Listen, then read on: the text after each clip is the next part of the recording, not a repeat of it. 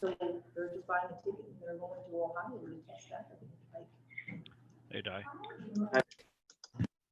Hey, Wayne. Hi, Diane. Hey, Ben. You guys hear us okay? Yeah.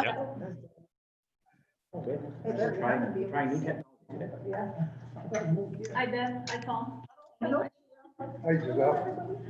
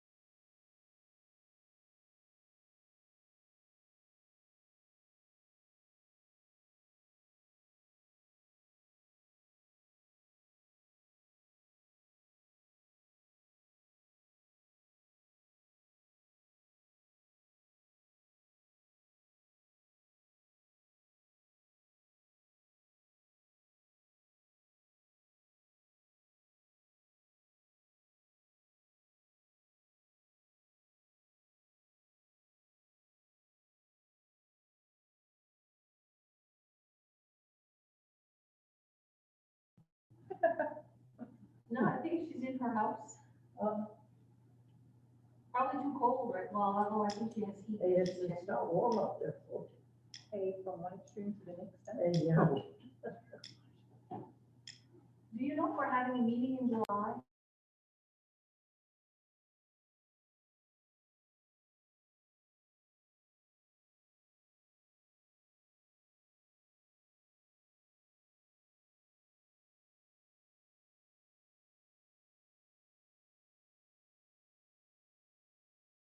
Hey, Robert. Hey, Robert. Hi, Robert. Yeah, over here. Oh. But I, stay here till about 10 and then supposed to have they didn't want to shut it and I could see why. I was under the impression that we were. Oh, I'm gonna stop. Oh, who's the two? Oh, is everybody here? Robert, is Louis, oh, there's Lucy. Yep. Hi, Hello. Lucy. Hi. Hello, everyone. How's the sound on your end from this device? It sounds really good. Yeah, I can hear clearly. Hi,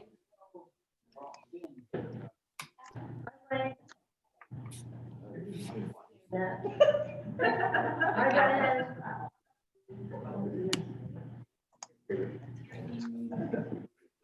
Okay, I'm going to call the meeting to order. The Pledge of Allegiance to the flag.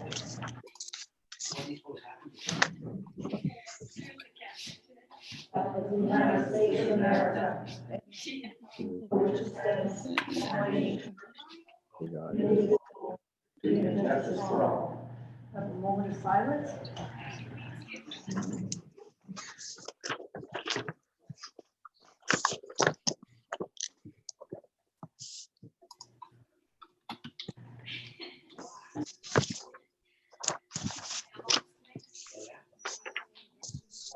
Are no adjustments to the Is there anyone here that wants to be speaking on something?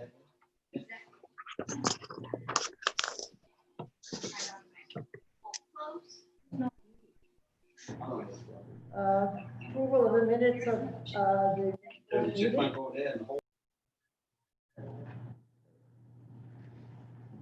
I'll move that.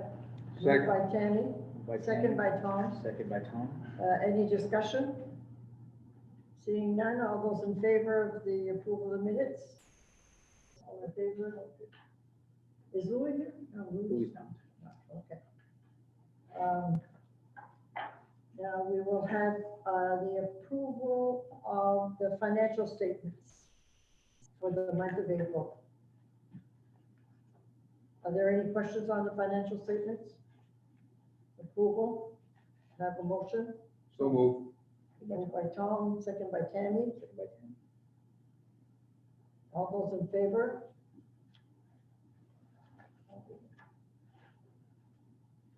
We have an update on COVID-19.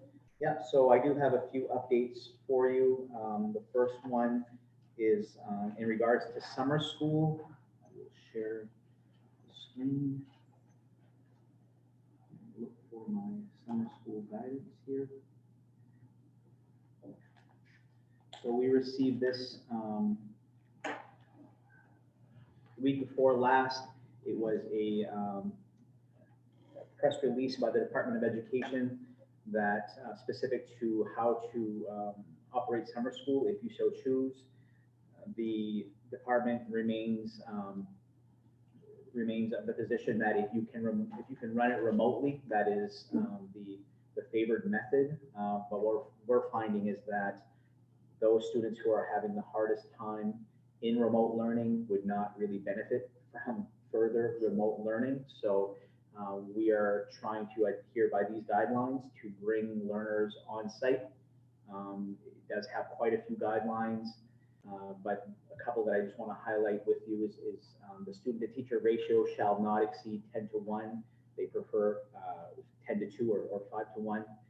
So we're talking about small groups of students within a classroom with a teacher. We're doing some daily check-ins, so asking specific questions with the parents and the learners about how they feel each morning before they come into school, having temperature readings taken prior to them accessing the facility. Obviously, if they are not feeling well, they're not going to be allowed in summer school. And then talking about what the classroom should look like. They prefer access to exterior doors. If you have classrooms with exterior doors, and we don't have any here, but we can get to classrooms that are close to exterior doors and possibly entertain some outdoor classrooms if they're, if the weather is nice, close to bathrooms, that type of thing. So right now, what we're looking at is trying to find out which staff are interested in summer school. So Wayne is asking his staff, Louise is asking her staff. At the same time, we're asking our teachers to make recommendations for kids that would benefit from summer school. either because they were not successful in remote learning, or just because they needed to catch up. Diane did speak with the special education staff and parents with regard to those that demographic. This has been a very difficult time during remote learning for the special ed population, and Diane reports that a majority of these folks just want the summer off because of how much this has been. So summer school remains optional. You know, it's not something we're going to force anyone, but we would like to offer it if we can. We'll be doing the same thing in the other two districts, and if we can partner some way to offer services that are possibly not offered in one community, we're going to do that. But our plan right now is to move forward with summer school if we get the staff and the students that can participate. At this point, you have no idea of how many kids that involves. Right now, we don't. We're very early in identifying that, and as we wrap up the school year, our list will grow. So we'll know more in a few weeks here. Budget information. I reached out to Maine School Management to find out how we're supposed to proceed with holding a budget meeting. If you know, right now the information we have is that you can't have groups of larger than 50. So my specific question was, can we have a meeting in this building, up to 50 people in the cafeteria, and then bring another 50 people into the elementary school cafeteria and broadcast the elementary, the meeting here into the elementary with Zoom. And that way you would have two groups of people that could participate, two groups of 50, and we could add a third or a fourth site, but I don't think our budget meetings usually have that many attendees. The answer we received back from a representative at Maine School Management was to hold on before making those plans, because it appears that there is some form of either an executive order or some change that's coming from the governor's office that looks like they will waive the town meeting portion of passing the budget this year, and all school budgets will go directly to for approval. So we haven't received that yet, but that's the guidance we received last week from Maine School Management. We don't know if that's going to be a line by line approval of each cost center, or if it's going to be a lump sum of the entire budget. We're hoping it's obviously just the entire budget that they're approving, but it does look like we should be getting something anytime that the town meeting aspect of that will be waived. So if that's the case, what we're looking to do is hold our referendum vote on the 14th of July, which is the primary election date. And so that's what we're planning for right now, the 14th of July, to move forward with passing the budget. Until then, though, we still have to meet with the Finance Committee and go over what we've done. We're going to present to you what we think is pretty close to what we can get. And then get your guidance at the end of this meeting, and then hopefully take that to the budget committee and move forward from there. When are town elections? July 14th. The same date? The day after the 14th? No, the same date. Same day. What? The same day. July 14th. Or the same day? The same. Oh, okay. Yeah. Okay, thank you. You'll get more voter turnout with all of those things happening. Another thing that came out from the department is a comprehensive emergency planning PD series. So the department plans on offering a of PD throughout the summer. I thought I had that here, but I don't have it. They're starting on the 9th of June, offering guidance to all school districts on how they can prepare best for the summer, prepare for the fall, and keep facilities safe and moving forward, you know, in a safe manner. So we do have several staff members who will be participating in those PD series, so that we can make sure that we're doing right by whatever guidelines we're told. So that's coming out from the department as well. We're still waiting on some valuable information on restarting school from the department, but that has not yet come. There is some rumor that the department is working on a plan, but we've not seen anything yet. So we'll hopefully get that soon so we can have some guidance from the department on how to plan for re-entering school. In the meantime, we're doing our own work with our reintegration plan. So some of the things that we've done right now is we've agreed to continue our summer lunch program that will continue into the summer months. We can continue right till the start of next school year. Right now, we've put out a survey. We've put out 2 surveys, one to find out which staff are willing to work this summer to be part of that. And we've opened it up to all staff that may want to do that, including teachers and the ed techs and whoever wants to work. We've also put out another survey to find out if families are going to continue with meals as we enter the school, the summer months, because we want to make sure that we're not delivering meals where they're not going to be used. So that's going to continue. As I told you a while ago, the summer school is still in effect for planning for that. I did want to mention that to date, our meal count in Madawaska department has, we've served 45,111 meals since school stopped on March 16th. And for Valley Unified, the 3 districts combined, that's 158,828 meals that we've delivered in about 10 weeks' time. So quite an amazing feat from those lunch folks. They truly are heroes. The last thing that I wanted to share with you with regards to our plan is our plan for professional development that is going to start the week after next. And I do a little slideshow here just to cover what we're planning on.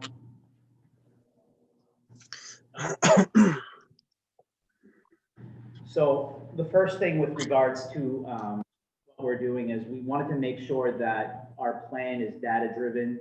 It's not just based on what we kind of feel is going to work.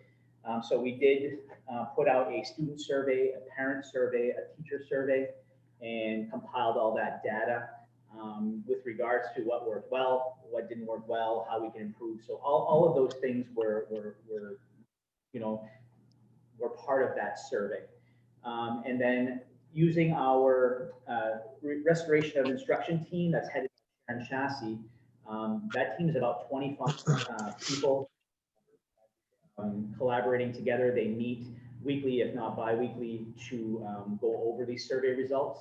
And so they've been examining that survey data, and they're looking for patterns of success and patterns of struggles. And then that team have made a determination for best practices. So they're putting out some recommendations to us on what to offer based on that data. So some of the determinations that the data has shown is going to be the framework for our professional development. First of all, there needs to be time for the outstanding work and assignments. That happens at the end of every school year, where we just have to tidy up, where the student's work is. We have to finalize student proficiency scores and grades. So, cap off where students are leaving us. And then something we're going to try this round is creating student remote learning plan reports. And that's going to be really necessary to inform next year's teachers about how the students did during remote learning. So this is an example of a 5 report. Each one of these, each student will have one completed for them. So we'll find out what it was like with regards to communication, the learning expectations, and then any other important information that the teacher feels will be valuable to next year's teacher. We want to make sure that we capture all of that. And then specific to the middle and high school level, it's going to be more of a report by class. So each teacher will complete one of these for their class, for their class periods. So if I'm Nicole Sear and I teach Algebra 1 period, she's going to complete a period 1 report that identifies what the learning target skills were that they focused on, what critical learning that occurred during this time, and then identify students that have highest needs, the most moderate needs, and then the minimal needs, so that again, next year, we have some data regarding, where the students left off, and we have something to go by, so that we're not depending strictly on the report card, to kind of guide that. So those are things that the teachers will be building during that PD session. Moving on from there, we're going to come up with a set of standard operating procedures for remote learning. The data was loud and clear that because the teachers had so much voice and choice on how to create their own learning plan, it became very difficult for the because it was for all the different.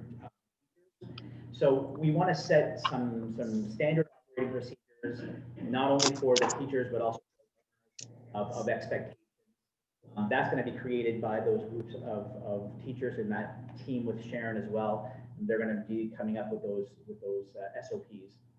Identifying critical skills across the grade levels, and then creating remote learning plans, scope and sequence for K to 5, because we know that we just can't capture everything in remote learning. We've got to hone in on the critical skills that the students are going to need if this does happen again in the fall. From there, there's going to be some training on Zoom.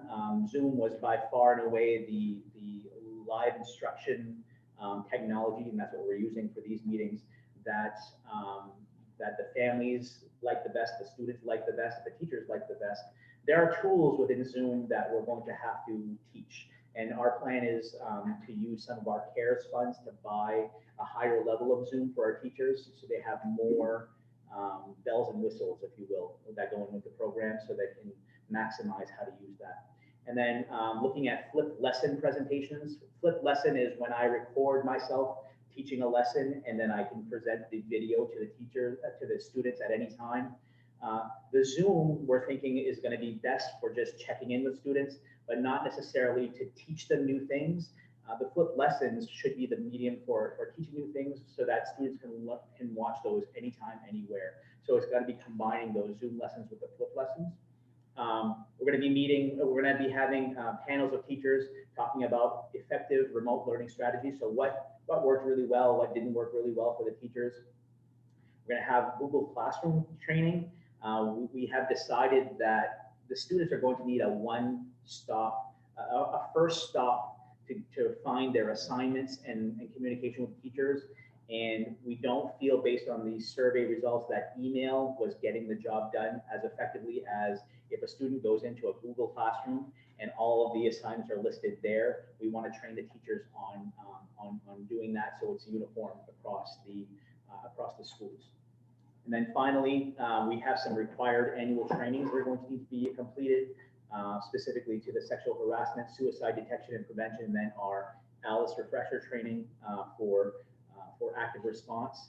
And then we're going to cap that off with a review of health and safety guidelines related to COVID-19 symptoms and responses. We feel that all individuals who work with students are going to need to have a review of that before we go out into the summer. And then when we come back in the fall, we hope to review that again. So that kind of encapsulates what we're going to be doing over those 8 PD days. There's a lot there. We're hoping that we can really prepare ourselves for a refined, retooled remote learning if we need it in the fall, and hopefully we won't need it, but if we do, we want to be ready. So any questions with that? It's a lot, but you know what? We need to be ready. You did a nice job, Ben. Thank you. No questions, just a statement. It's very well done, Ben. Thank you. You're welcome. Are there any questions for Ben on anything that he presented? You talked a little about the summer school. Does that include, the last couple of summers, Wayne had put together a math program for students. Is that the summer school that you're talking about, or is this something different, Ben?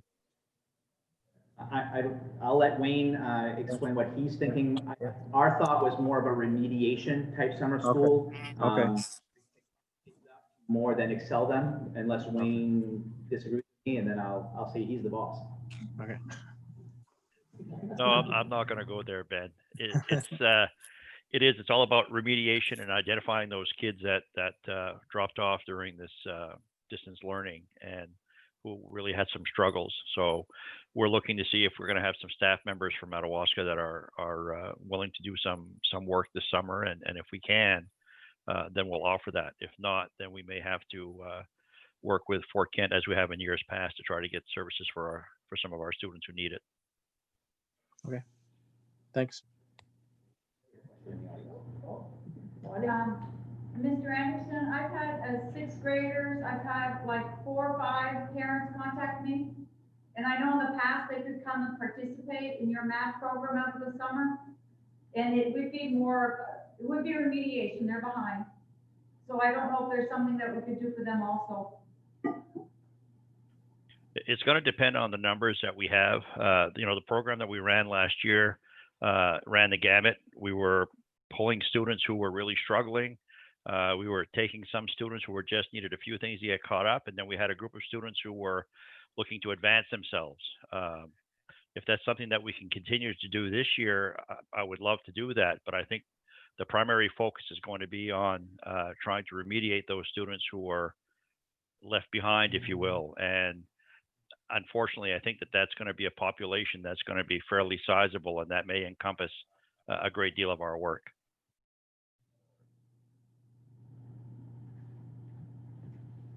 Thank you.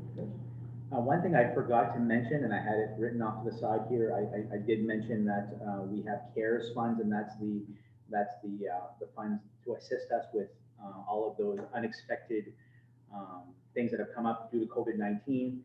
Madawaska's allocation for CARES fund came out last week, and we are getting $104,696. So right now, as an administrative team, we have a running spreadsheet of all of those expenses that are coming up, and then all of those planning things that we're looking forward in the future to make sure that we maximize these funds. It's an application process, but we can apply for up to $104,696. What kind of funds did you call it? CARES. And it's all part of the federal government's response to supporting. Does that include, now the lunch program, that's a whole, we get separate funds for that. That's federally funded. Yeah. Yeah. That's the summer lunch federal. program. Yeah. Okay. Mr. Sproul, Yes. sorry. With that CARES fund, that's for things relative to COVID-19 work only, not to replace. Correct. Or. Yeah, so there's some specific language in that you can't replace things that you budgeted for. So that's supplant versus supplement whole argument. It has to be unexpected things that happen because specifically due to this. Is it gonna show anywhere in our budget bottom line? Are you gonna? No, this is gonna be very similar to the Title I funds that we get. Okay. You know, it's a separate funding stream altogether. It doesn't mingle with our budget in any way. Okay, any other questions? Valley Regional Valley UESC. So there will be our first think tank meeting on Tuesday, June 9 at 4 o'clock at the Tech Center. This is where Louis and Tammy will be representing this committee on that think tank. I did send out the calendar invites last week to the participants, letting them know that if they have any agenda items that they want to discuss specific to this, to send them to me. The only request I had was originally for the RSU language, so I did send all of the committee members on that panel the RSU language on how to form an RSU and what that looks like. So they have that. I haven't received anything else, and so without any changes, and we may be adjusting the time to accommodate a couple of people here, so it might not be exactly at 4 o'clock, but we're planning on meeting on June 9. Is there anything that you want to communicate to Tammy? Obviously, Louis is not here, but anything specific to Madawaska that you wanted her to make sure that she brings to that table? I thought this would be a good time to talk about that. Well, since it's gonna be the first meeting, I don't think anybody really knows what's gonna go on. is each school department got 2 representatives? Yes, Okay. yeah, and then Giselle and I will be there as well. I don't know, Tammy, is there anything that you need from us, or you really Yeah. won't know till you have the meeting and find out what the issues are? Yeah, this think tank, Is, what is it for? I mean, is it to redo the agreement? No, I think it's how do we proceed without stalling things any further? And I think you do have some boards that want to air out concerns that they have, that we all know what they are. And I think that's gonna be the venue for them to do that and not be it publicly, so that we can be civil in a public forum. I think, that's basically what we were hoping, is that, you know, they can just speak openly and say, they got a problem. I think what we're gonna find out is, because we have to go down the RSU avenue, it's very prescriptive on how an RSU is formed. So I think when people start to see that there's not a whole lot of flexibility within that RSU construct, I think everyone's going to understand, okay, this is the way we have to go, and it's going to just make sense to everyone. But that will be dictated by the state. on That's how already, the that's already, RSUs in- that's already in law. there. It's already in law. There will have to be a committee formed, and it won't be this think tank. It's gonna have to be representative of a larger stakeholder group to help that process along. But that's just so that people understand this is why this decision is being made, because this is, you know, so that's all part of the process. Okay, any other questions? So we'll go away from an interlocal agreement. We have to stay with our interlocal agreement for Valley Unified, and this is where things get extra muddy. Valley Unified still stays and exists, but they won't be the body that governs the new regional school. The new regional school will have to be governed by an RSU, so it's just adding another board, because we don't have enough boards right now. We'll need another. Don't have enough members. But we need to keep Valley Unified so that we get the subsidies for forming the RSU. And so all of those things, if we want to continue to benefit from them, the superintendent's salary and benefits covered at 55%, and all of the funds we get, the VUESC has to remain intact. But it's going to be just to govern shared services, not to govern a new regional high school. I'll draw a map. So and will, hopefully- will it dissolve at one point then? Like when, I don't think it can, or nor should it, because I think as long as the subsidies are coming from the state to keep that, you're gonna wanna keep it. The only thing is the VUESC will never own property. They're just going to make decisions based on shared services. So what we currently do now will stay. We're not gonna add anything more to the plate. okay, Well, who will own the properties? That's all determined by the RSU. And I think what we're gonna find out is that it's a shared ownership of all the member communities.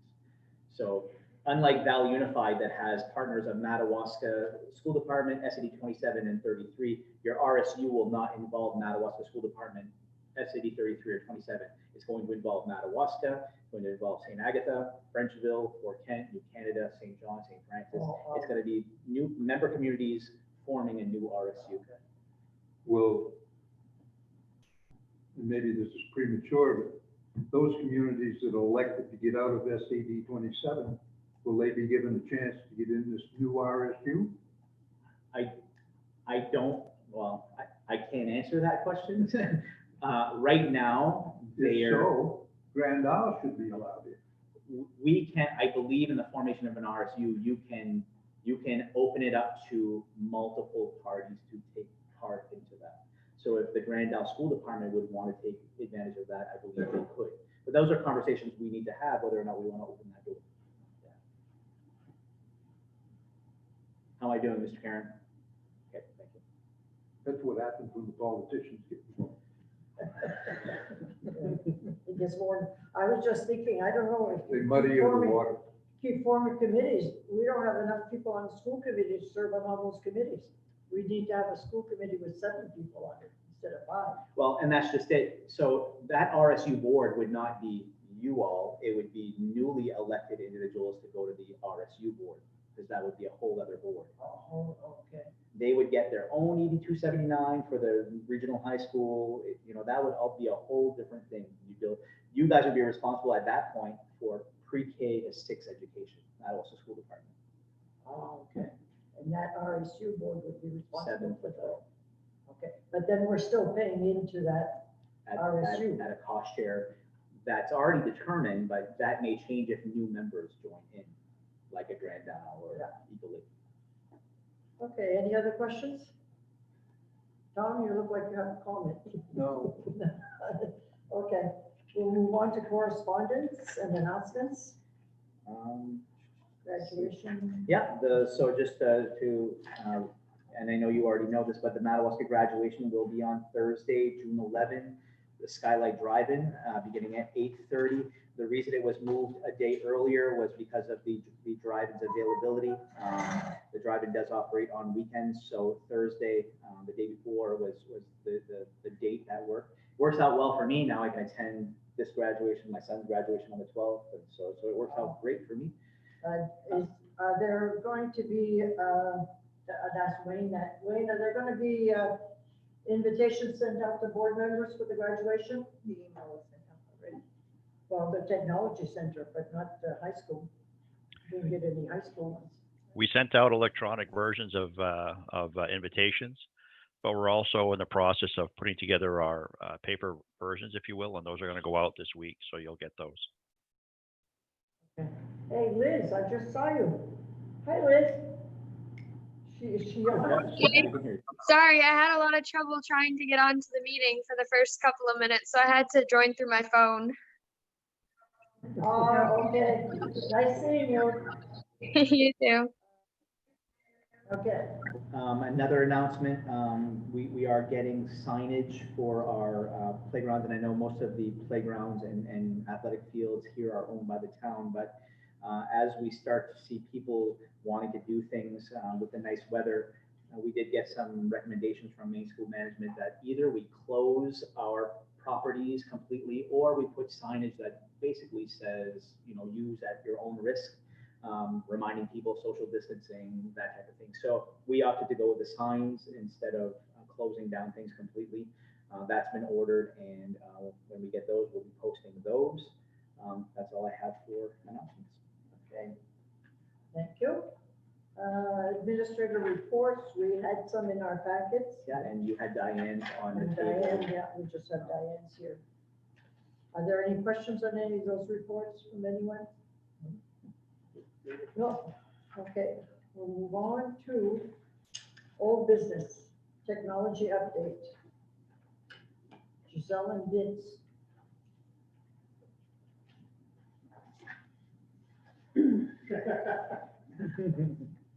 This is on E-rate funds. Vince, do you like to have the numbers real quick?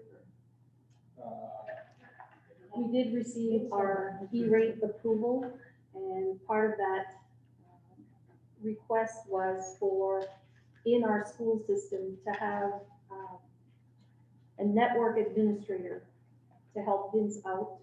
We have grown, and at this point, the infrastructure is a lot to handle. As you know, we have a tech assistant at the elementary school. She's kept pretty busy. Here we have Vince. The tech assistant sometimes comes here also to help Vince, but if we can get a network administrator through E-rates to help us out, it will be a lot easier to get our things running. And Vince is going to share with you a little bit more of those funds. You're saying E-rate would pay the salary of that assistant? It pays a portion of that person, correct. Was-In Technologies is one of the vendors that has put in a bid. It's not been approved yet, obviously, but he also does the infrastructure at the tech center.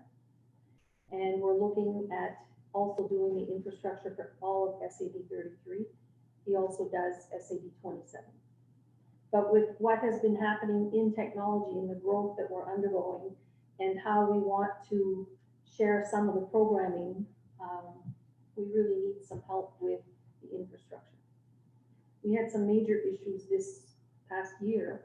I think you were made aware at one of our meetings that we had a breach, but we also had other issues going on. Yeah. Yeah, we asked for, as part of that position, a $32,000 request came in. We are gonna get 22,000 out of that from E-rate funding, should we choose to include that in the budget. And that would be really helpful to free up a lot of the networking and communications portions of what I'm doing so that I could do other things. And I think we would benefit not only here, but also with the other two districts, SAD 27 and 33 are also using the same person to work on the same networking equipment. I think that specialization would really be helpful. Would that person be like a full-time person, or would they move No. around between the 3 schools? That would be a shared service, that we're paying for a service, not a position. Okay, So that service, we would have been buying anyway, but we would have been buying at 100%. Now we're buying at 30% by going through that program, which is why it makes a lot more sense. We've used them in the past, and we're going to continue needing those services for networking functions, some on the communications side, the wireless network, things along that line. We are already buying some of the services, paid at an hourly basis. This would be contractual and would be at our disposal at any time. where's this within technology service? He's out of Fort Kent, I believe. He lives in Fort Kent. I'm not saying it's him. He's one of the vendors that has applied. We have been satisfied with his service, but it's not officially. Is it going out to bid? It has to. Yeah. Okay. Yeah. Any other questions? This is just, you'll come back to us on that, right? Yep. Okay. Next is the Madawaska Elementary School roof update. Chassis, did you want to update them on the roof? Sure, it's been completed, took them about 2.5 days. Everything went without hitch, no complications. And there was a depreciation value of about $10,000, and we can apply to get that depreciation also on top of what the insurance gave us. So Lynn is currently in the process of doing that now that the project's completed. So Paul, does that complete that whole, because we did done a portion a couple of years ago, No, this was actually the flat roof above the gym, Jim? and it was a warranty, it was an insurance claim. Okay. Because of, it delaminated from the actual roof itself, and, you know, so we ended up filing an insurance claim, and had the roof replaced. So what percentage of that roof would you say has been repaired at this point? 30, 25. Okay. I mean, there's still, the portions that were repaired were pretty much the K1 wing, the main entrance, and going towards the music room. So the remaining is going towards the west. K1 wing is not repaired. No, sorry, no, the K1 has not been done. Over the office. The K1 is the backside lip. And talking about the elementary school, it's not the roof, but have we done anything on the entrance? Are we working on the entrance? Yes, we are. We're doing this through the main bond bank, and we have to get in touch with our attorney through Drummond and Woodson. And we have to request at this point an extension from the main bond bank because we need voter approval for that project. And we're not going to have, or likely not going to have, a town meeting in June. So I'm going to be calling main bond bank extension, and we'll go forward from there. So we need to have voter approval for that project. Okay, thank you. Any other questions? Paul, since the insurance paid for the roofing, it doesn't change any warranties that you have, right? Since it's a new roof? There's a warranty on the new roof they put on, yes. Yeah, okay. So All right. something like that. I keep forgetting you're there, Robert. Sorry about that. It's all right. New business, retirements, We have no retirements.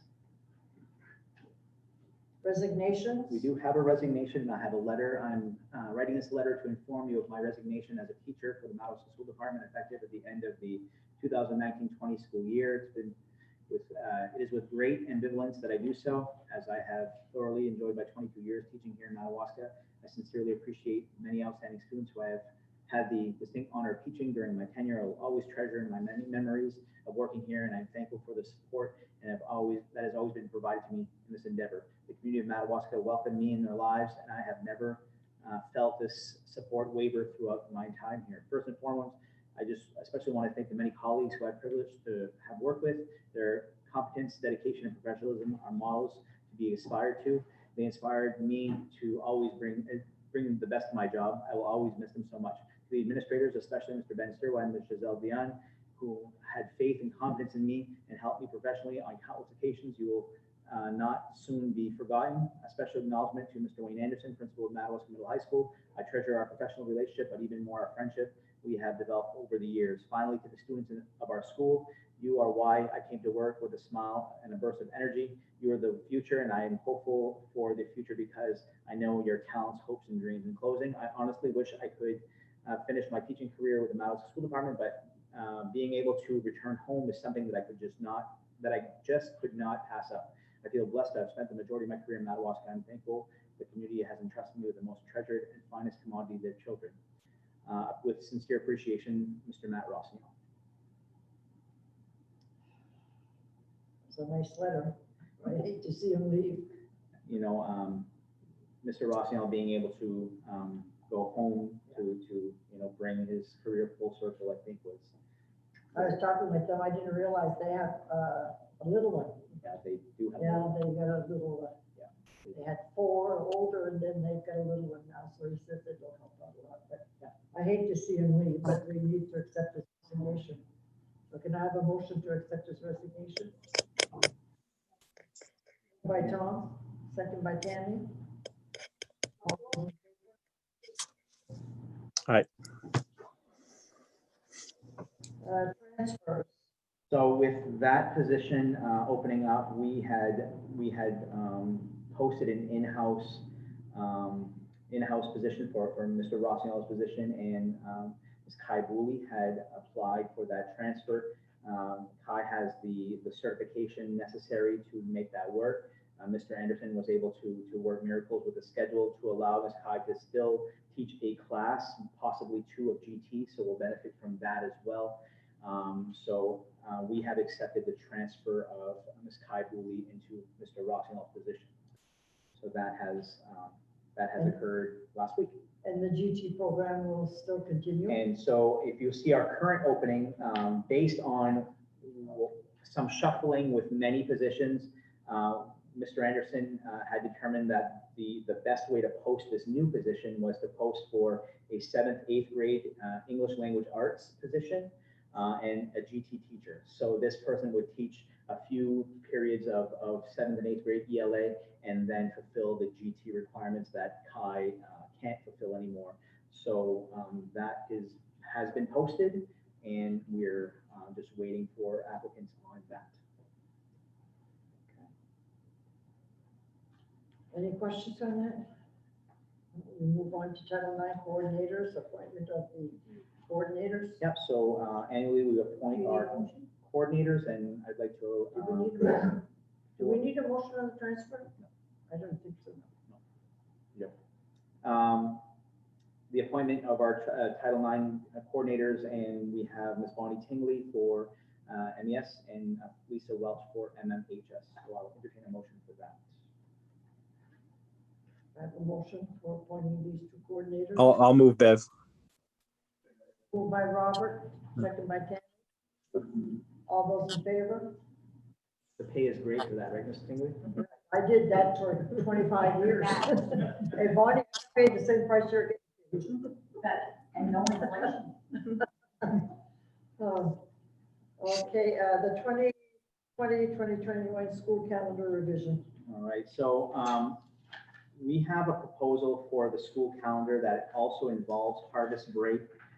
So we did, Lisa Bollier actually went around the community on Friday to invite some of our local farmers to participate in this part of the meeting, just so they could hear what we're proposing and why we're proposing it. And we wanted to be clear that this is not an attempt to end harvest break. It's actually a way that we feel could be the future of harvest break, and we would like to use this year's COVID-19 emergency as the way to try this out, because we feel that we need to. So on the screen, you'll see that I have just a short presentation on this. So without a doubt, obviously COVID-19 has impacted our schools, and we're going to need to really think about, when school comes back in the fall, how we're going to mitigate as much of that as possible. So a couple of things that we already have from the CDC, and I just highlighted a couple of them. In order for schools to reopen in August, these are some of the guidelines that the CDC is setting right now. You'll have to place seats and desks at least 6 feet apart. We'll have to turn desks to face the same direction, so there'll be no more collaboration on tables and that type of thing.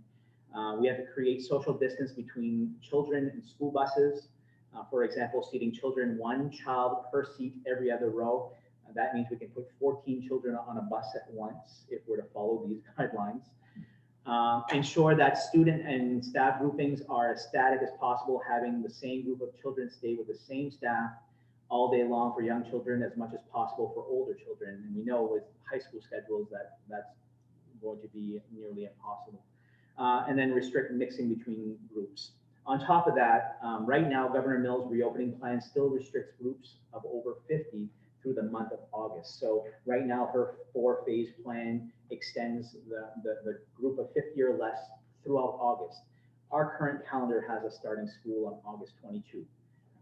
So we would be out of compliance with the governor's plans if we were to, try to open schools at all. So it becomes very difficult. Less students in school each day equal a new way to design the school year. We really truly believe the more that we're planning on this, I don't know how schools are going to be able to open for all students when they open.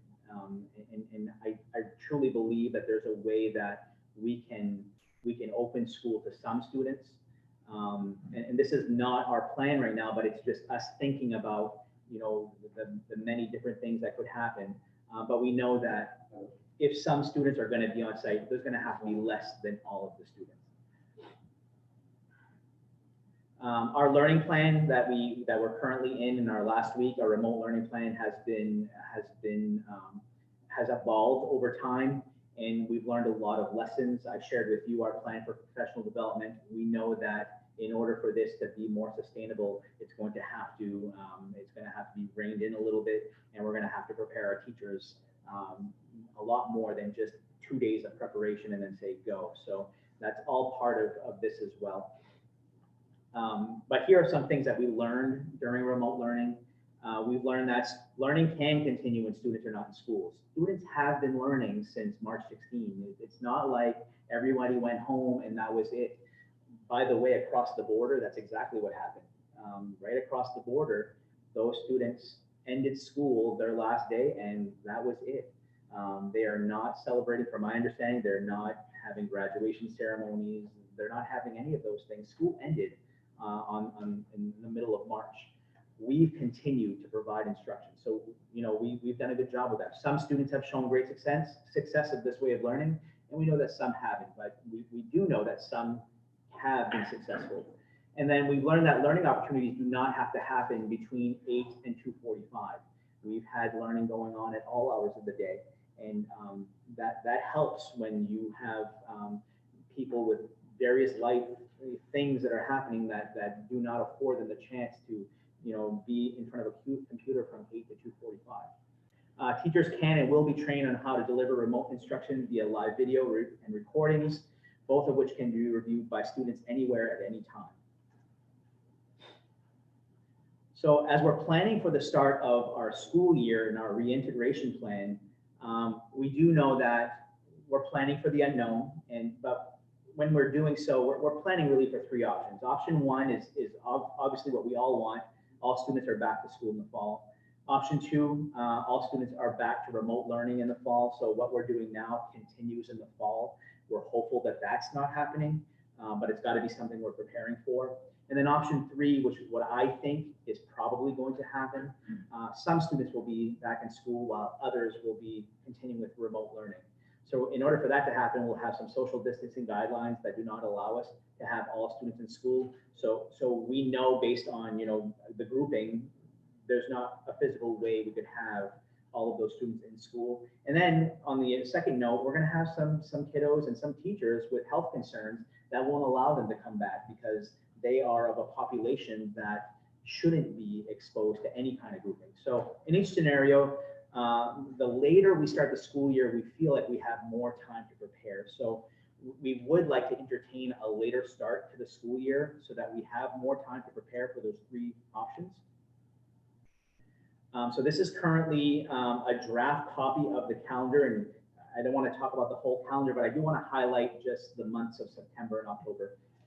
Right now, we are supposed to start school, like I said, on August 22, and that would give us our traditional, you see it in brown there, our harvest break, where we allow our students to go out and work for the farmers. We still want to provide that. We still want that to happen, but we think even by starting school at the beginning of September now, so if we start 2 weeks later, and we continue to run school through harvest break with remote learning, what the kids have been doing, those kids that go work on a farm can continue to do that. They can go, and then they would go on a remote learning plan in order to continue with schoolwork.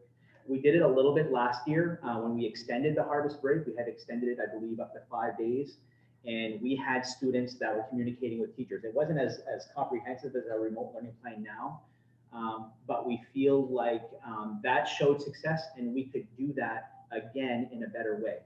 And we would take it as far as to say, we could even get very creative with, if we're grouping students, and let's say we're bringing half the students in for a few weeks, we could time it so that those students who are going to harvest would actually be the students starting school on September 3rd, and then they would move to remote learning during harvest break, and we could actually, you know, identify those students that way.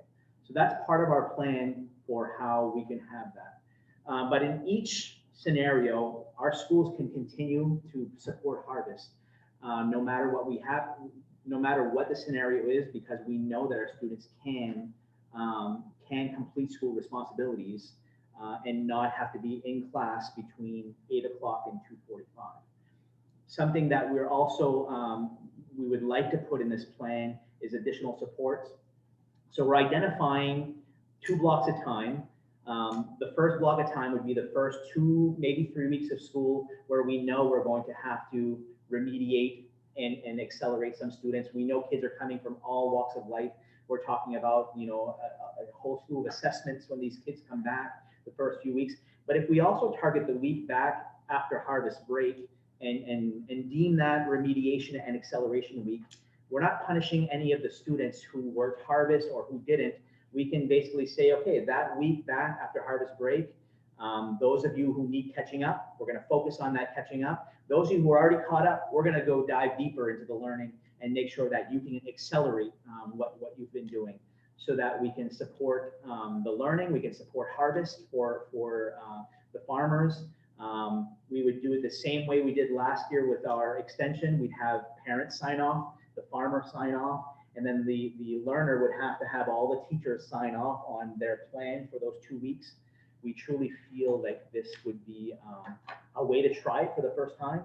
And if we have success, maybe this could be the future of harvest break, where we don't have to stop school.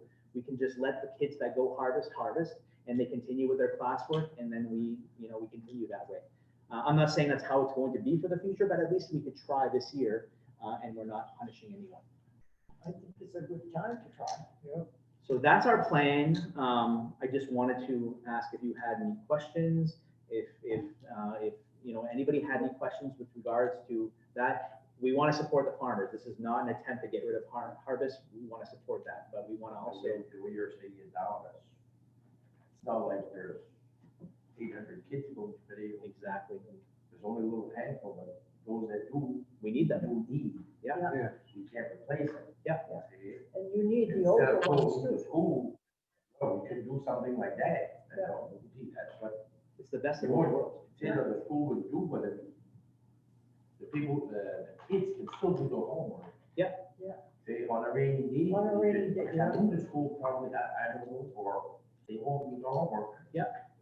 Yeah, we truly feel like this is the right time. I mean, so I think this is a really good time to try that out. And I could see it as working. I think it's. And if we let, the parents know, let the farmers know, let everyone know that there's not going to be a punishment when they come back. You weren't here for 2 weeks, you have all this work, that's not going to work. So if we dedicate a week to let them catch up if they need to, and then let the kids who are already caught up accelerate, I think do that the right way. That would, But would the kids be able to come, let's say the full 2 weeks, if it's nice, nice weather once we start? Yeah. Around here, you never know. Exactly. Sometimes they're in snow and. Yeah. And sometimes they're in t-shirts, we've got another week to do, but we've got nothing left to do. Yeah. And I think if we say, we're going to allow you up to 12 days or up to 14 days of that, if there's a rainy period, that it extends. You know what I mean? Right, so, yeah. Oh, that sounds. No, so. Yeah. And everything, right now, it's all in the air, we don't know what's gonna happen. Exactly. Nothing that. And anything can change. A month from now, maybe everything will be different, who knows? It might try to kill. We hope. Oh, I think that's a really good tryout. So with that being said, what I would like your approval for this new version of the calendar that has a start date. So we'd be basically going to what Madawaska Elementary, which would be a start of workshops on September 1, 2, and then start school on September 3. So moved. Moved by Tom. And second. Any questions? Any questions from anyone? Robert, do you have any questions? No question, just comment. I think it's it brings some structure to something that's so uncertain. And I get it, if you can buy a couple more weeks to help make your plan, I think it's a good move. And you're still supporting the economy, and I think you've done a good job. So. Yeah, I think it's a good plan. Any other discussion, comments? All those in favor? All in favor. Thank you. So Ben, go ahead. Awesome. Let's see. Put that on. My only question would be is if there were other students that wanted to go work during that same period, would they be allowed to? Only harvest.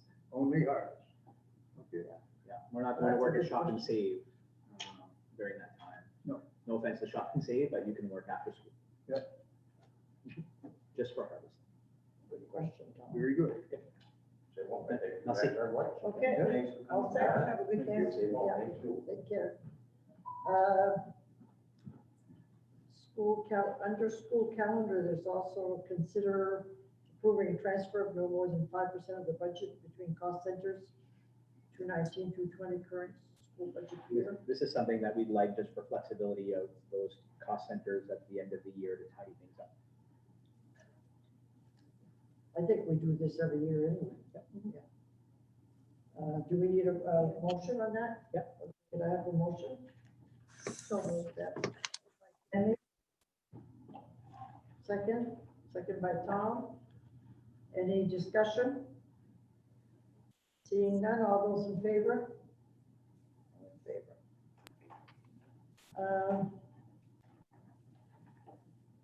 Budget workshop number 3, approve the 2020-2021 budget. Lucy, this is why you're here. Yes, it is. I believe you probably already have the handouts in front of you. Yeah. And Robert, do you? Yeah, Lynn sent this to me. Okay, So I have it perfect. emailed. Yep. Okay.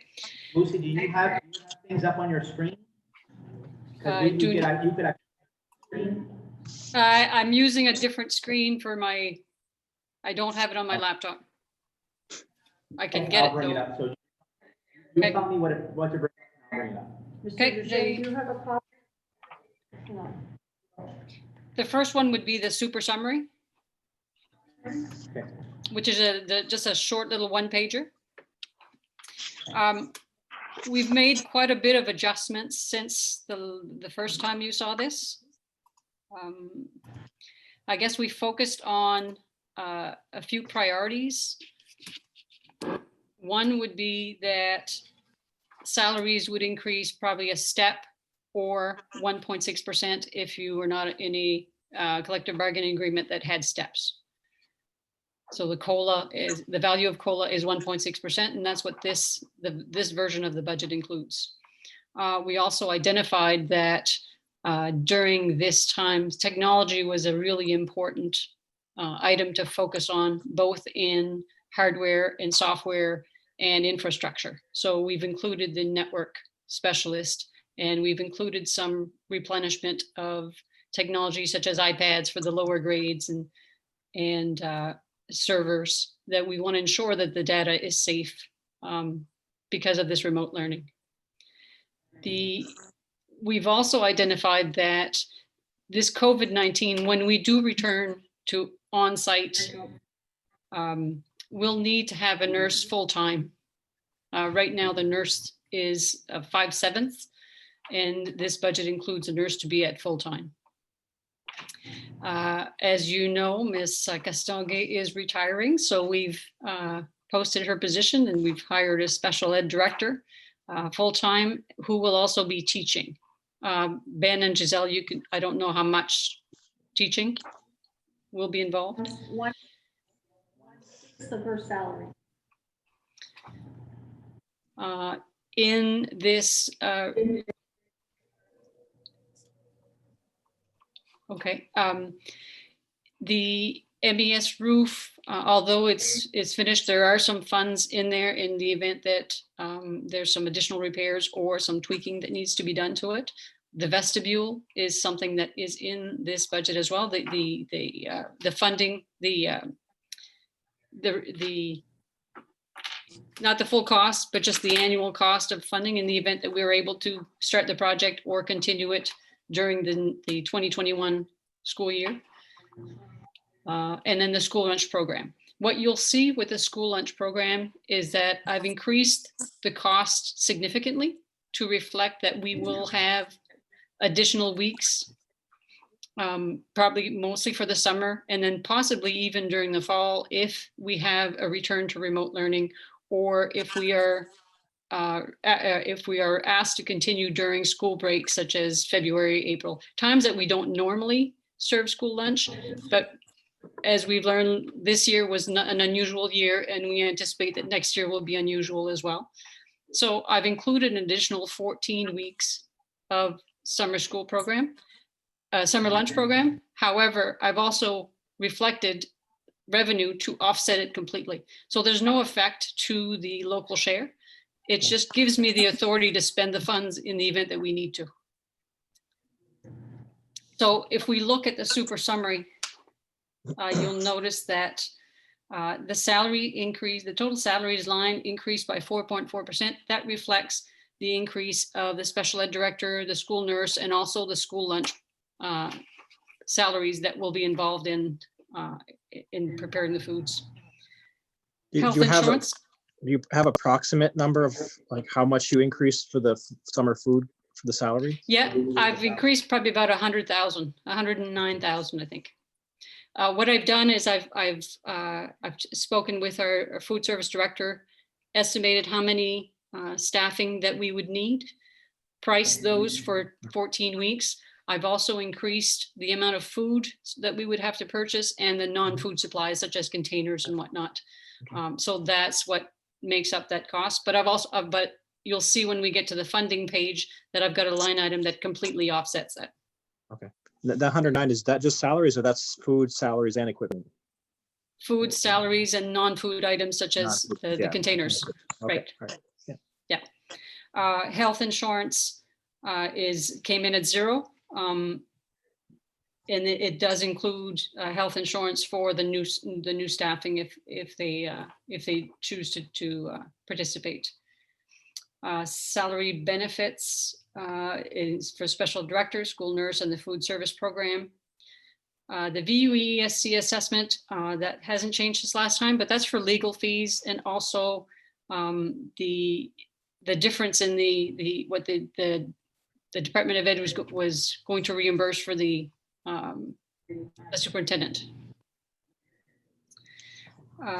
Professional contract, that's the legal fees as well at the Madawaska school level. There's two increases to legal fees. One was as part of the VUSC for their legal fees. So we increased, I think it's 20,000 at each avenue. So in the 16,834 is the Madawaska share of the Valley Unified legal fees. And then part of the 60,000 for 11, part of that is the 20,000 just for Madawaska for legal fees. And that's to reflect that the Valley Unified and the 3 units need to work on the language and the outstanding legal. I can't think of the word. The RSU. The RSU language. That's it.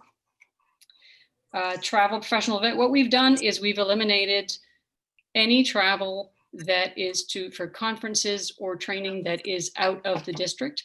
What we're anticipating there is there'll be very little travel out of the districts for anyone.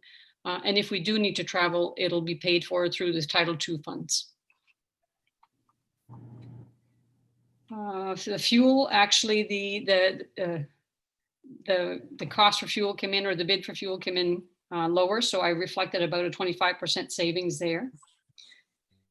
The repayment of loan, that's for the truck lease. Instead of, we've paid off the tractor lease and now we would need to invest in a truck.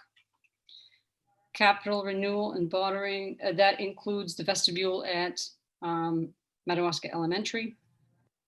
Total materials, again, we didn't include a whole lot more. What's in materials and supplies is strictly what's needed in the classroom. That's usually typically the last area that we reduce is we ask the teachers, we ask the principals, what do you need for your classroom? The requests came in very reasonable. So that would be one of the last places that we would reduce in the budget. I don't think we've reduced much of anything there. If there were textbooks, we did remove textbooks. We figure that we'll be focusing more on the technology and on the remote learning aspect of investment. Equipment and furniture, there's a significant piece there for technology. In the next revision, I did catch that I had duplicated something. So in the next revision, that number will decrease by about 29,000. Right now it's reflecting 76,000 increase, but there's an amount duplicated. Instructional software is showing a little bit lower, although we are investing in the software requested through the principals and the teachers to provide remote learning. Meals, lodging, that's a minimal amount. Dues, miscellaneous, and transportation. We did add a $25,000 contingency. When we get to the point where we fund these lines as close to what the expense is, it doesn't allow for any unexpected and unintended expenses. So by having a contingency line, and 25,000 in this level of budget is very minimal, that would allow to have that little that level of security in the event that something happened. Student contracted services, that's the same level of contracted services for psychology, audiology, occupational therapy. That's through the special ed budget. Career and technical education, right now we've set it at 0 increase. There might be a slight increase when we approve the NAVAC budget, but or the CTE budget, but we'll determine that later. Equipment repair and maintenance. That's another item that I have to dig a little deeper, but those would be for technology and or equipment repair. Repair and maintenance to the building, a slight increase, 4,600. There's the contingency, 25,000. Conference, workshops and professional development. We've actually reduced that line by 2,500. And there you'll see the food service for the food and supplies for the school lunch. So I've increased that by 64,000. And vehicles, bus and van, that 1,000 I believe is through the Valley Unified for the transit bus, or actually the cost of a purchase of a bus. So the total increases for the expense sides are 6.4% as compared to last year's budget. Some of those are not necessarily increases. They're increases because I'm comparing them to last year's budget. I've changed the format of some of the things. So it might, when I'm comparing those items, I'm not always comparing apples and oranges because I didn't prepare it last year. I'm preparing it this year. And then just the summer food program too is a big piece. So it's a big piece. Yeah. Absolutely. And it's not a real increase when it's just right. to allow me to have the authority to spend those funds in the event that we need to. Right. If we go to the next report by program within a cost center, it's a 2-pager. It's mostly yellow with green lines across it.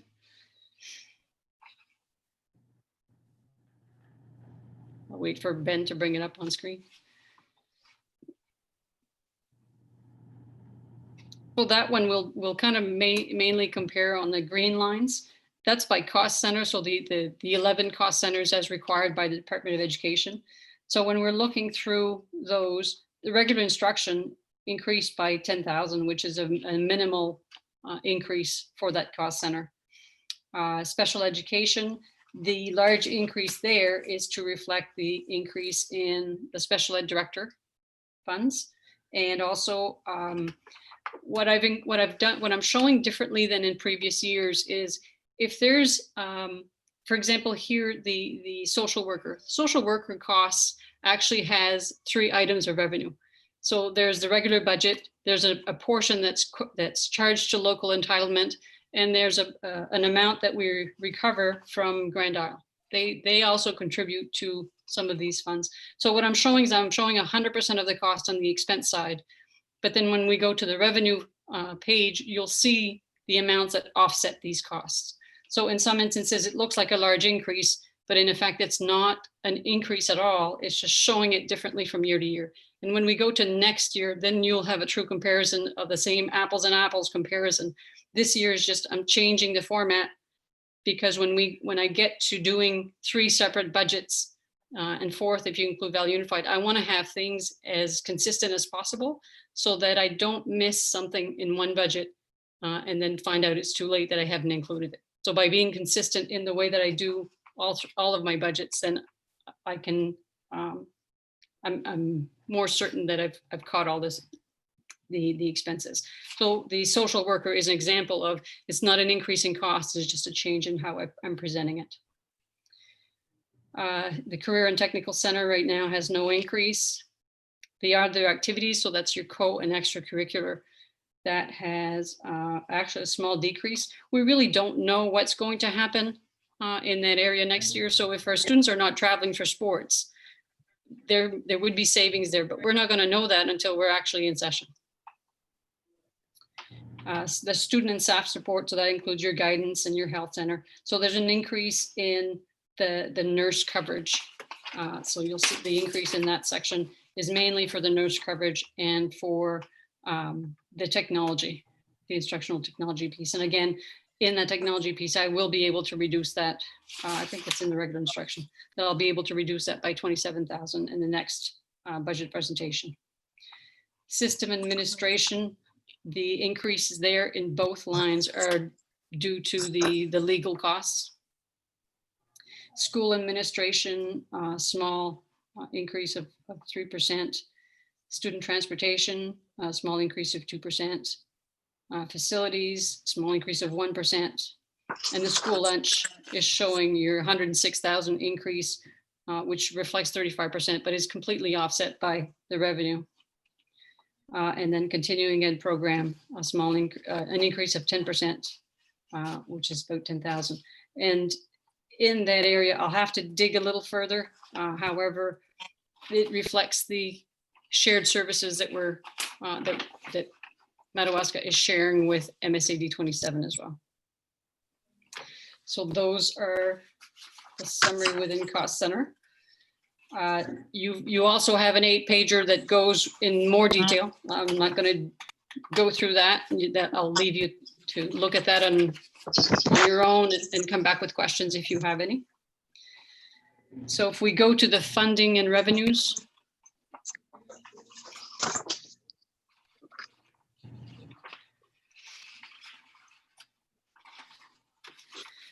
So what I've done with the funding and revenues is I've actually itemized every little pot of money that will come and offset items in this budget. So when we first started, I look at the carry forward. The carry forward is still a little bit of an unknown, but I do know that I'll be carrying forward more funds from the school lunch program because we're collecting funds for the COVID-19 school lunch that we're doing, and it's coming in a month, like May's claims are coming in June. So I'll know that I'll be able to carry forward a portion of May's and all of June's meals. The claim for May alone was 58,000. So I'm anticipating that I'll be able to carry forward about 75,000 in school lunch revenues.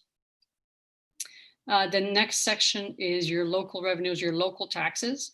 The U279 requires that Madawaska locals contribute 2.5 million to 559,386.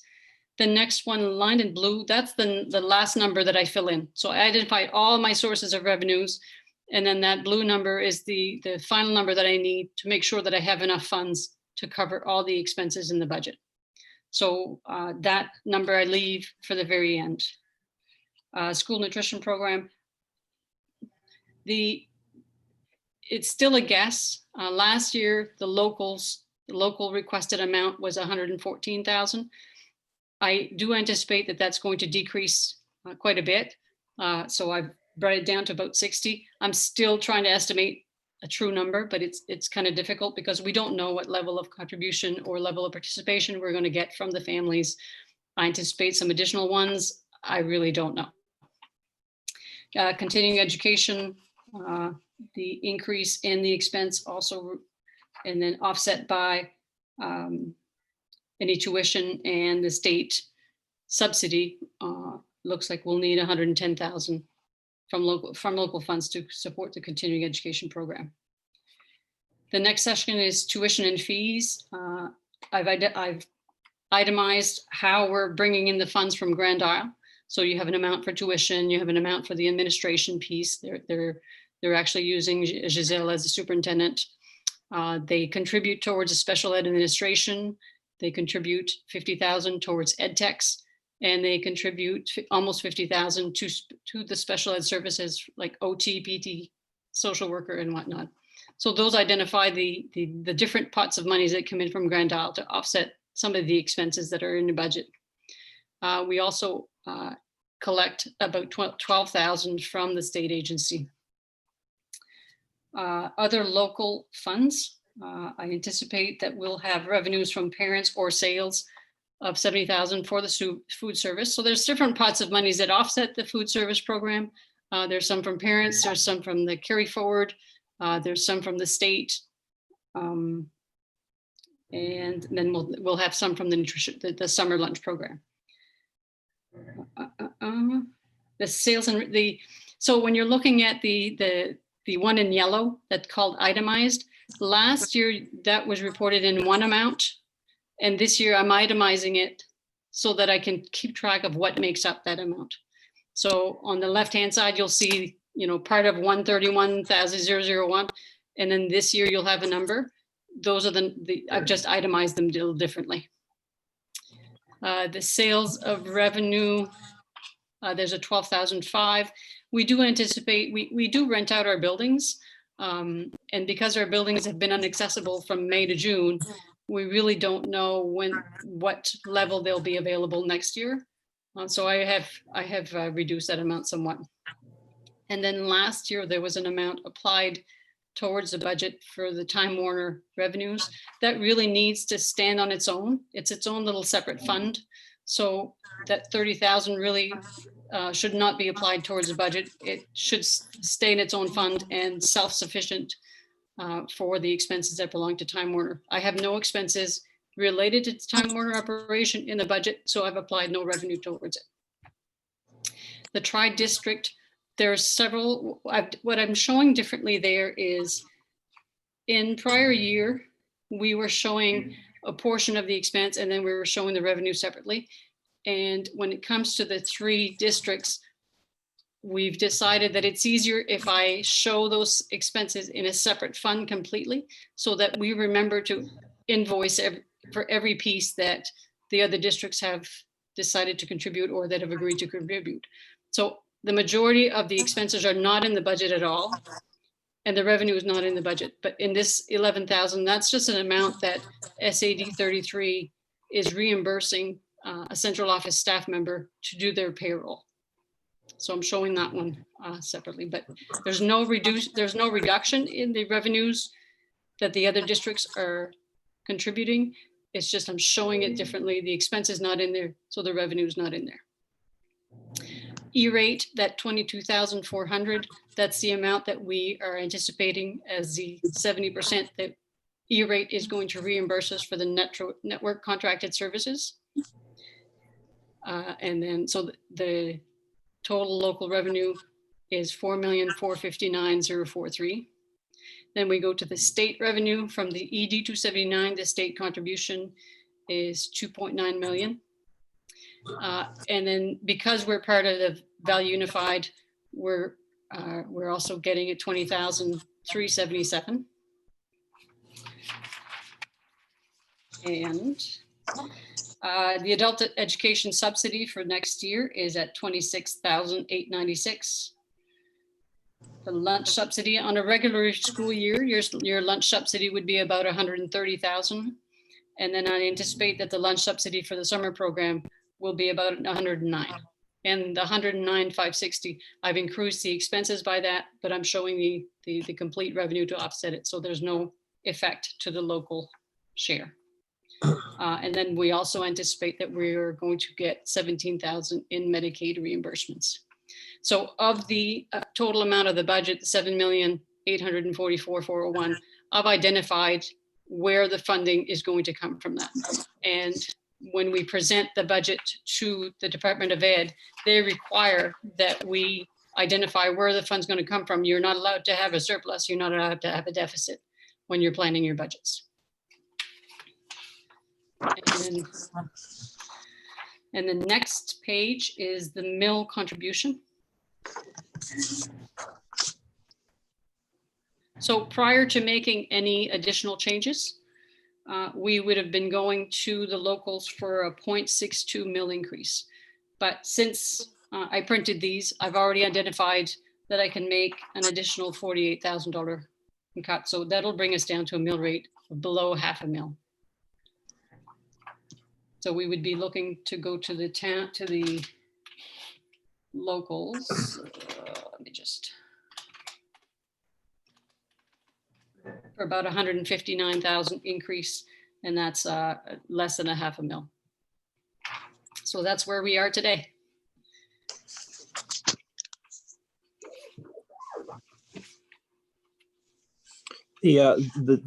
On your funding and revenues, you had the general budget carry forward of 75,000. Yes. Is that, how did you come up with that number? Right now, I'm looking. I've got an ongoing spreadsheet that I keep track of.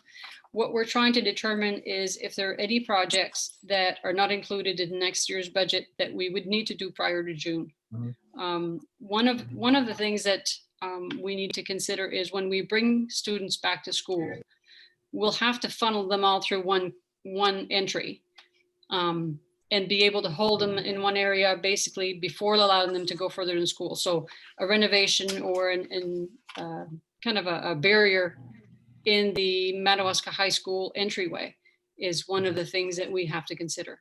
So I've left the carry forward at the same level as last year. It could be a little bit more, but I won't know that until we determine what projects need to be done prior to June. Okay. Is there any way of forecasting at this point as the closing towards the end of the school year, what cash the school does have available? Yeah, that's what I update that monthly.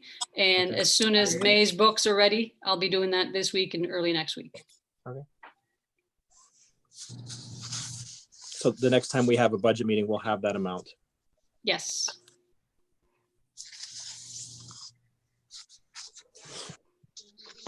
A lot of changes from you at the next meeting, or changes from us? We'll have to be looking at this with the budget committee. When are we gonna do that? I think that Mr. Sid was gonna go through that in a bit to choose a date. The changes that Lucy has just mentioned are, you know, she said 8,000 approximately. There will be updated sheets, Yes. but those items that she has. I don't know, I just was looking at, I had a question on the continuing education. Gotta find it now. On the funding and revenue. There was a big increase there. How much is that? Oh, it's just below the blue line. That's one that I'll have to discuss with Stacy to make sure that I've got the numbers that we both agree on.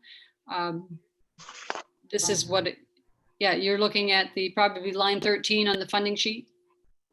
I don't know if you have a number, just below the blue. Yes, you're right. I'm not looking at overall increase in the budget. However,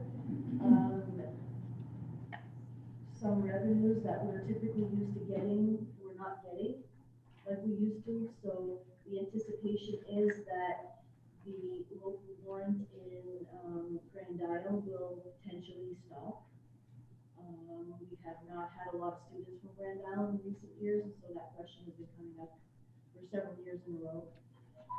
And we don't do enrichment classes like we used to. They just don't schedule them and they don't run. And so obviously that's not bringing in any money, but that really wasn't bringing in any money much even when we were having enrichment classes. We were pretty much breaking even on those the last few years that we were doing that. And obviously this year we haven't had a whole lot of workforce training money because we can't have a CNA class with COVID restrictions, and can't have surf safe classes, COVID restrictions. We're working on ways as a hub to do this more remotely. However, some things like CNA clinicals can't really do remote, they have to be in the facilities. So we're working on plans for that next year, but the revenues, plus I've also been using my fund balance. Do you guys remember this with the whole school budget thing a couple years ago? Well, I'm in that place now. My fund balance is decreasing. So I don't have, last year I used 17,000 of my fund balance. And when you have a budget of 100,000, 17,000 is a big chunk of that. So I won't be able to be using that fund balance for much longer if we keep doing this. So those are some of the concerns that I'm looking at. I don't know that it will actually live up to 110,000, like Lucy said, we have to meet and talk about it. So it's a possibility of that changing. Yes. Okay. We'll be looking at that. Are there any questions for Lucy? Let me digest it. And feel free to email me as well if you have questions after the meeting. Don't hesitate. Thank you, Lucy. Okay, thank you. Mr. Deshane. Mr. Deshane? Yes, from what I understood, that there's gonna be decisions made there before the finance committee and the school board meets. That's correct. Yeah, we're gonna go through another fine tooth comb, look at it. Yeah. So with that being said, we really need to schedule a meeting with the finance committee. And our original timetable was looking, because we still have not had true guidance from the department, whether or not we have to hold our town meeting. If we do have to hold a town meeting, we've got to settle this before June 15, so that we can hit all of our timelines. So a couple of dates that I'm looking at right now, next Monday, June 8, Wednesday, June 10, Thursday, June 11. Those are all dates that would work for both Giselle and I. Well, now, have you been in touch with the budget, the finance committee? I can answer that. Lynn Gould sent out emails, and she gave us the dates that Ben is mentioning, and she's waiting for a response from all the project committee members on which days that they can. Did they, do you have a full committee now? As of today, Lynn hasn't heard from any of them. No, Except for Mr. Deshane.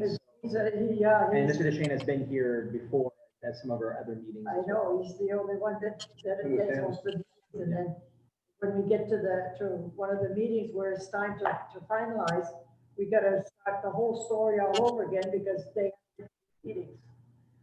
So. I almost think it might be better for us to establish the date and then Yeah. invite the finance committee meeting. And tell them, I mean, they need to come, we're not gonna rehash all of this, but every time, like if Mr. Shea knows about it, but if they come one at a time, we're gonna be doing this, how many people in your committee? 5? 5? Seven? We'll to August and still explaining the budget. I think we need to set the date, and then we need to invite, not just invite them very strongly that they need to come to participate in the discussion. Because we're gonna come to the end of this and they're gonna have all kinds of questions, and they're gonna be too late. Mr. Shane, who else is sitting? Who's the- Oh. I'm the board's representative to the finance. Okay, so basically our people are here. It's Mr. Shane and Mr. Kent? No, they The have, representatives. No, who's the town? I thought there was one more. Who's I'm the the, representative? I'm the representative from the school board to the finance committee. Right, Yeah. but The should town- there be another person up Well, there? yeah, the town selectmen have to have one, that's all. And who's that? Right now, the members are Lori Dino from the board, the selection, Okay, Adam Nosey from the Twin River, okay. myself and Mr. Kent from myself and Mr. Kent, And then Ray Bollier, River Youth, Chris Braley. Chris Riley, the chairman of finance. I mean, they all got a notice? Well, somebody. Well, I did get an email from Chris Riley, the chairman, and he asked me if I knew anybody else was coming. Because I had let him know that I was coming. Okay. And I told him that I was attending. And I told him, it says it would be good to add more members there. Yeah. I didn't receive any answer to that. Who, is there a co-chair of that committee? Somebody needs to call Well, there's the finance committee to get them together. Chris is the chairman and Ken Jong is the co-chair. Who's the co-chair? Ken Ken Jong. Jong. Oh, okay. Somebody better get in touch with them. So- We went through this last year, remember, we got to the end and then we had one member that had never come to a meeting and we ended up going over the whole thing all over again. Well, we don't have time to waste like that. So, I don't know who's in charge of calling them. You want me to call? I think you can just choose the date. that- So Ben, which 3 days were you available again, Ben? We're looking at Monday, June 8, Wednesday, June 10, Thursday, June 11. I'm available. I mean, the 10 and 11 work better for me. Good, Then let's make it Wednesday the 10th. Wednesday the 10th. Does Does that that work for everyone? work? That work for you, Danny? What time? 4 o'clock? 4 o'clock. Is that good for you, Robert? Yeah, that's fine. Gonna do it live or Zoom? We can do both. Okay. So Mr. DeShane, that's okay for you, 4 o'clock Wednesday, the 10th? Okay. Budget. Will we do that here? we'll do it right here. Okay. Okay. We won't move anything. Everything will stay exactly the way that it is. And Lucy, you're gonna be available? Or are you Lucy, gonna yeah, be yeah, available Lucy's available. for questions? Budget meeting with finance committee.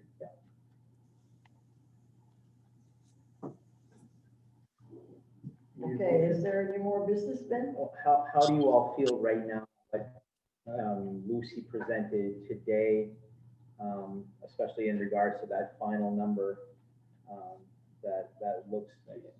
I mean, Lucy's done an amazing job to get to that number. Right now, we're looking at is that 0.62 mil increase. She said it was down to 0.5 with the changes she has Right, projected. so it is less than that 0.5. How do you all feel right now about that, and where do you think we need to do this next week as we tidy things up? Well, she said that there are some other numbers she has to work with. Yeah. So if we get down to 0.5 or 0.4, I think we're doing good.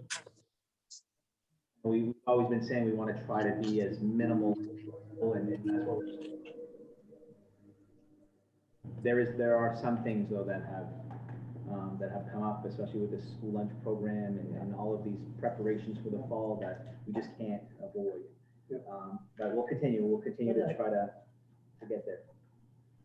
You know, and I think, you know, we have a week and 2 days to look this over. So if we have any questions or you come back, we can bring those up. Okay. I have nothing else for you. Oh, Anything else? Ben, the next time we meet, would we have the long format of the proposed budget? Or would it be still by cost centers like we were shown today, or? Whatever you guys need. Well, we had the summary sheet. I would assume it'd be more of what we have right now. And then if needed, if somebody needed more detail, we could have that available, but,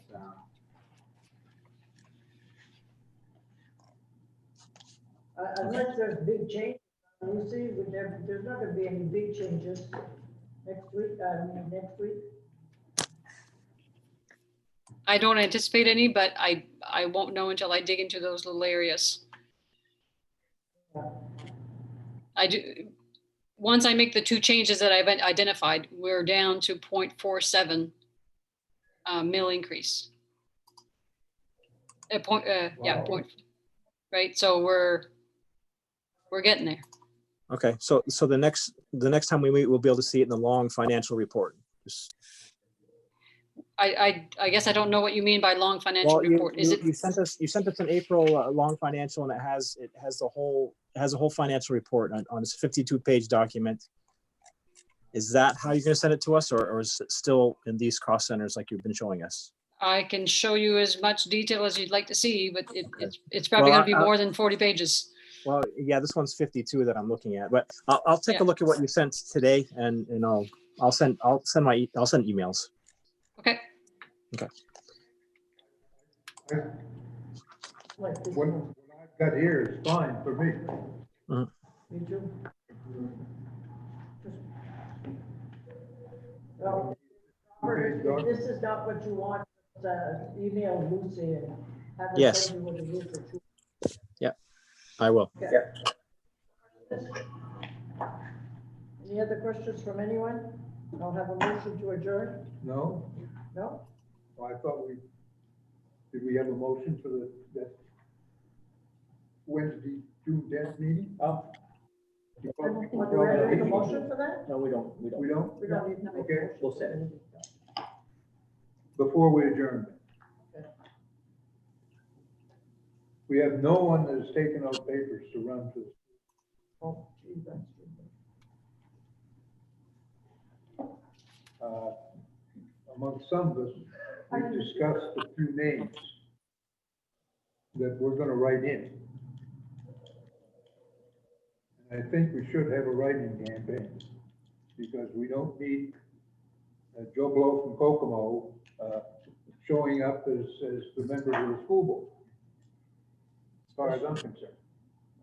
If you get one name There on is, there. you there have is two openings. one person that has indicated that she would be interested. So you do have one valid person already. And what we can do is inform people of the correct spelling of her name and how to go about if they desire to write her in. That just before the actual voting time, because you don't want to do it too long in advance. Yeah. Well, what about the second opening? You've got two openings. I've got someone that I'm gonna draft. Okay. Good. Well, after Because they're going- drafted, let us Going know. forward with Valley Unified, he is a big supporter of Valley Unified. Okay, when they're drafted, then we'll circulate the names. I'm gonna get with Giselle and we'll probably have little stickers or something. I'm not sure that we can do stickers. I need to check with the ballot clerk because some of these ballots are actually electronic now. Oh, yes. I don't know if it can swallow a sticker, but we'll figure something out when the time comes. Okay, all set? Now I need a motion to adjourn. So moved. Move by Tom. Tammy seconded. All those in favor? All in favor. Thank you, everyone. Have a good evening. You too. Thank you.